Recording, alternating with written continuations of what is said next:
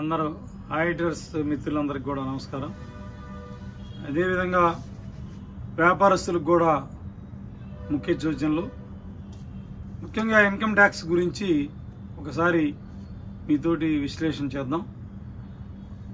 Audit reports ఎవరైతే audit reports file చేయాలో 44AB section కింద వాళ్ళందరికీ 30/9/2024 తోటి డ్యూ డేటు అయిపోయింది అనుకున్నాం. కానీ నర్సాపేట పార్లమెంట్ సభ్యులు గౌరవనీయులు లావు శ్రీకృష్ణదేవరాయల ద్వారా ఏపీటీపీసీఏ రిప్రజెంటేషన్ ఇస్తే వారు ఎంపీ గారు ఫైనాన్స్ మినిస్టర్ గారికి లెటర్ పంపించడం ద్వారా ఆ డ్యూ డేట్ని 7/10/2024 వరకు నోటిఫికేషన్ ద్వారా పెంచడం జరిగింది.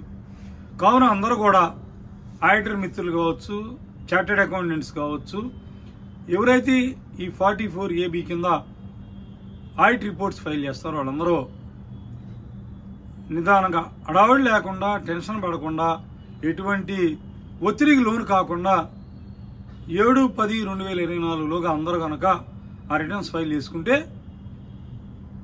మనం ఎటువంటి పెనాల్టీస్ కానీ వేరే రకంగా కూడా ఏమి చెల్లించాల్సిన పని లేదు. అదేవిధంగా ఇన్కమ్ ట్యాక్స్ రిటర్న్స్ని ఆడిట్ కిందకు వచ్చే ఇన్కమ్ ట్యాక్స్ ఆడిట్ చేసే రిపోర్ట్స్ తాలూకు ఇన్కమ్ ట్యాక్స్ రిటర్న్స్ని కూడా 31/10/2024లోగా ఫైల్ చేసుకోవాలి.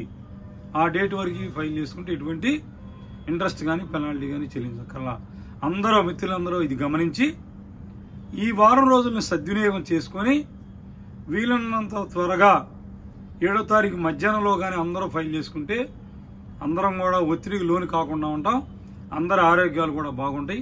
కానీ మనందరి తరఫున మనం గౌరవనీయుల పెద్దలు లావు శ్రీకృష్ణదేవరాయల గారికి ముఖ్యంగా పేరున వారికి ధన్యవాదాలు తెలియజేస్తా ఉన్నా.